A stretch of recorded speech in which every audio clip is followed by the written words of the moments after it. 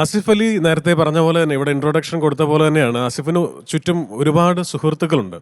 അപ്പോൾ ഇത് ആസിഫ് അവർക്കൊന്നും ഒരു പോറൽ ഏൽപ്പിക്കാതെ എല്ലാവരെയും ഒരുപോലെ കൊണ്ടുപോകുന്ന ഒരാളാണ്. ഒരുപാട് ഒരു സുഹൃത്തിൻ്റെ അടുത്ത് പോലും ഒരു സിനിമാ നടൻ, സിനിമാ താരം എന്ന് പറയുന്ന ഒരു സംഗതിയിൽ ആസിഫ് ഇല്ല. എല്ലാം അത് സെറ്റിൽ മാത്രമേ ഉള്ളൂ. അത് കഴിഞ്ഞാൽ സുഹൃത്താണ്. കട്ട് പറഞ്ഞ ആള് മാറും. പിന്നെ ഈ പറഞ്ഞ പോലെ ആസിഫിന്റെ ഒപ്പം എനിക്ക് പേഴ്സണലി ഒത്തിരി സ്ഥലങ്ങളിൽ ട്രാവൽ ചെയ്യാൻ പറ്റിയിട്ടുണ്ട്. ആസിഫ് ഭയങ്കര ഫുഡ് ലവറാണ്. ഞാൻ അത്രയും വലിയൊരു ഫുഡ് ലവർ ഒന്നും അല്ലായിരുന്നു. പക്ഷെ എനിക്ക് ഇപ്പൊ ആസിഫിന്റെ കൂടെ പോയി എനിക്കിപ്പോ അറിയാം എവിടെയൊക്കെ നല്ല ഫുഡ് കിട്ടും, എന്തോ ഓർഡർ ചെയ്യണം എന്നൊക്കെ. അപ്പൊ അങ്ങനെ ഒത്തിരി നല്ല മെമ്മറീസ് ഉണ്ട് ആസിഫുമായിട്ട്. ജിസ് ജോയ് എന്ന് പറയുന്ന ഫ്രണ്ടിനെ കുറിച്ച് എന്താണ് ആസിഫിക്ക് പറയാനുള്ളത്? എതിരെ നിൽക്കുന്നവന്റെ മനസ്സൊന്ന് അറിയാൻ ശ്രമിച്ചാൽ ജിസ് ഏതൊരാവശ്യത്തിനും എന്തൊരാവശ്യത്തിനും എന്റെ ഫസ്റ്റ് കോള് ജിസിനായിരിക്കും. ഒരു അഭിപ്രായം ചോദിക്കാനാണെങ്കിലും എങ്ങോട്ടെങ്കിലും പോകാനാണെങ്കിലും ഒക്കെ എപ്പോഴും വളരെ മെച്ചുവേർഡ്. എനിക്കുണ്ടായിരുന്ന ഒരു കുറവ് മെച്യൂരിറ്റി ആയിരുന്നു. അപ്പോൾ അത് എനിക്ക് എൻ്റെ കൂടെ നിന്ന് കറക്റ്റ് ചെയ്ത് തന്ന ഒരാളാണ് ജിസ്. പിന്നെ 12 വർഷം എന്നൊക്കെ പറയുമ്പോൾ അറിയാലോ പാറു, 8 വർഷം കഴിഞ്ഞ ഒരു കൂട്ടുകാരെ തലയിലാവും എന്നാണ് ശാസ്ത്രം പറയുന്നത്.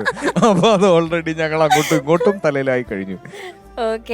ഒന്നിച്ച് ചെയ്ത സിനിമകളിൽ എല്ലാം ബെസ്റ്റ് മെമ്മറീസ് ഉണ്ടാവും. പക്ഷെ എന്നാലും നിങ്ങൾ ഏറ്റവും എൻജോയ് ചെയ്തൊരു സിനിമ ഏതായിരിക്കും രണ്ടുപേരും ഒന്നിച്ച്?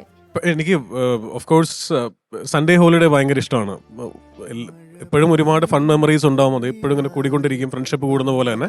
പക്ഷേ സൺഡേ ഹോളിഡേയിൽ ഒത്തിരി അത്തരം മെമ്മറീസ് കുറേ ഉള്ള പടമാണ്. ഒത്തിരി റിയൽ ആസിഫിനെ ഒരുപക്ഷെ എൻ്റെ സിനിമകളിൽ ഏറ്റവും കൂടുതൽ കാണാൻ സാധിക്കുന്നത് സൺഡേ ഹോളിഡേയിലെ അമൽ എന്ന് പറയുന്ന കഥാപാത്രത്തിലാണ്. സൺഡേ ഹോളിഡേയിലെ ആ ഒരു ഹിറ്റ് സോങ് അല്ലേ, ഡാൻസ് കളിച്ച ആ ഒരു സോങ്, അത് ഭയങ്കര ഒരു ഹിറ്റ് സോങ് ആയിട്ട് മാറിയിട്ടുണ്ടായിരുന്നു. എല്ലാ സ്ഥലത്തും പിന്നെ ഒരു ഡാൻസ് ഒക്കെ കളിച്ച് പിന്നെ പോയൊരു പാട്ടായിരുന്നു അത്. സോങ് എഴുതിയത് ജിസ്സാണ്. അർത്ഥമില്ലാത്ത വാക്കുകൾ വെച്ച് എങ്ങനെയാണ് ആ കടികട്ടി വാക്കുകൾ വെച്ച ആ ഒരു പാട്ട്? 3-4 പാട്ട് വേറെ എഴുതിയിട്ടുണ്ട് തന്നെ. ആ വരികളൊന്ന് പറഞ്ഞേ പ്ലീസ്. കണ്ടോ നിന്റെ കണ്ണിൽ ഒരു പ്രചണ്ഡനം, പ്രക്ഷോഭനം, ദൃഷ്ടാടനം, തുപ്ലോദയം, ഹുമേളനം. പാടിയ ആളിവിടെ ഉണ്ട്, അൻവർ സാദത്തോട് ഇരിപ്പുണ്ട്.